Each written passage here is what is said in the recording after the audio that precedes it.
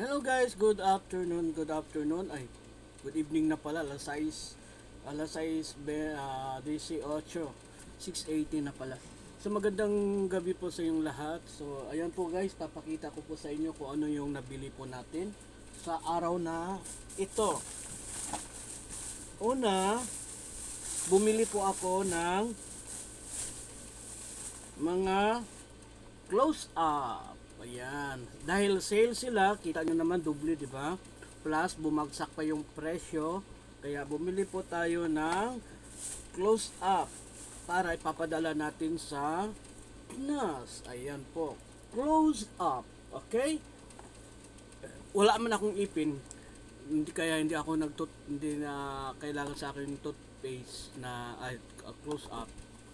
So, ipapadala natin to sa Pinas. Ayan o, special offer. Okay? So, siyempre, hindi lang yan. Bumili din tayo nitong kulay green.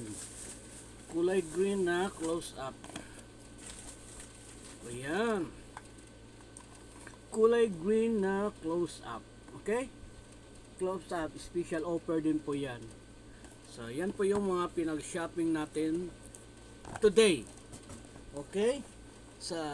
Before that, so before we proceed, ayusin ko lang po sa pagkalapag dito kasi magkalaglagan na naman tong mga cake ko. Next! Okay. Bumili naman ako ng tangdang lechon lechon, ano pala to? Chicken lechon. Ayan, malaki po guys oh. Mabigat. So unang-una, kapag bumili po kayo ng ganito, kailangan tingnan nyo yung expiration. So yung expiration niya dito is August 2025. So pwede pa kasi ipapadala natin to itong mga luncheon meat, okay? Papadala natin to sa Pinas. So bumili po tayo ng isa, dalawa, tatlo, apat. Ayan.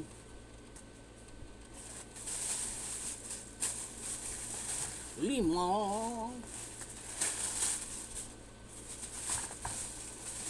Papadala natin to sa Pinas guys lahat.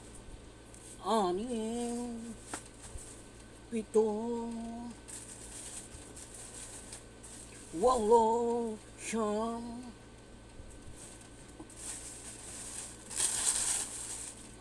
shampoo. Ayan.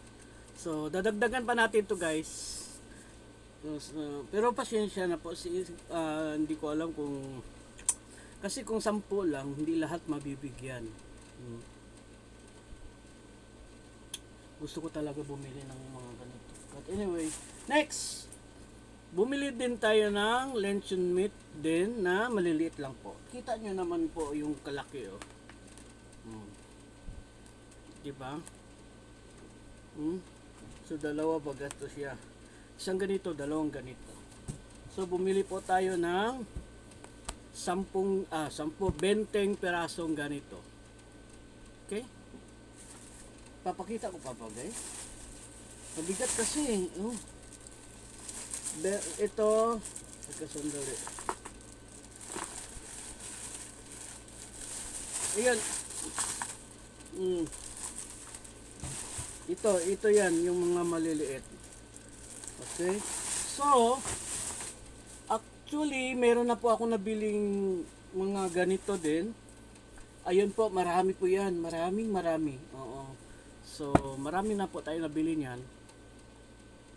Kaso nga lang, kailangan na natin yan ipapadala sa Pinas. Okay, ito naman September 2025 pa ang expiration. So, pwede pa. Kailangan natin tingnan yung expiration date and then yung lata. Kailangan yung gilid tingnan natin kung walang kalawang. Lalong-lalo na yung dito na walang kalawang. kailangan malinis na malinis. Yun ang idadalhin niya. Kasi meron pong mga iba na lata na hindi pa nga siya expire, malayo pa, halimbawa ganito, September 15, 2025, di pa siya expire. So, pero ang dito is nagkakalawang na yun dito. So, mahirap. Kasi minsan kasi may malay natin nakababad sa tubig, nakababad sa mga kaya pag nagkalawang na yan, wag na lang bibilhin. Pero ito, dahil nga malinis na malinis pa, bumili ako. Dahil nag-sale po sila. Yun lang. Tapos nagbili lang ako ng ng ito, nakalagay dito kasi chamomile perfume. Siya, tissue siya pero tissue siya na yung parang pang wipe ng sa bibi na mabasa-basa na mabango lang siya. Sale siya ko. Ginagamit ko kasi ang ginagawa ko niyan kahit nakahiga ako, halimbawa nakahiga ako tapos pag ganun ko sa mukha ko, kukuha na lang ako doon tapos ipupunas ko sa mukha. So hindi ko na kailangan babangon pa ako para maghilamos, hindi na. Kasi 'di ba minsan pag natulog ka na parang may magaspang. Adi, nandito lang sa gilid ko 'yan, kuha na ako labang tulog pag nakapikit yung mata. Ganyan no. Sandali.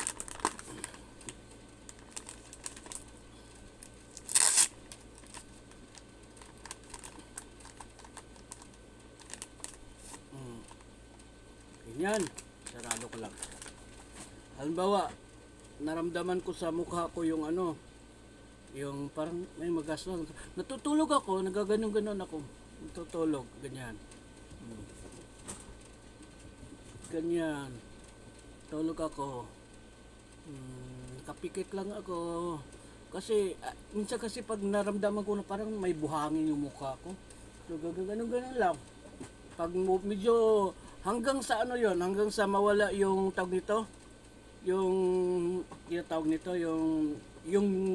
ginaw niya, yung para kasi sa tubig, di ba? Pag naramdaman ko na natuyo na siya, ganun lang, nakapikit lang ako ng ganyan. Tapos gaganon-ganon ko na yan sa liig. Gaganon-ganon ko na yan. Tapos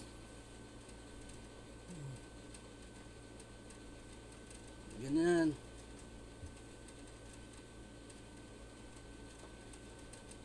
Tapos nasa gilid ko mayroon na siya yung plastic. Halimbawa ganito, plastic. Oo.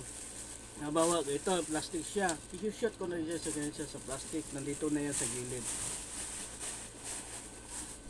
So, pag kinabukasan yun, pag bago ako paglabas ko na ng kwarto kinabukasan, pag papasok sa trabaho, bitbitin ko na, tapos i-shoot na doon sa basurahan. So, ganun lang po yun guys, ang ginagawa ko. So, actually marami na talaga akong binili guys, promise. So, kailangan ko na talaga maglalagay na ng box. So, yun lang po guys, maraming salamat, bye bye!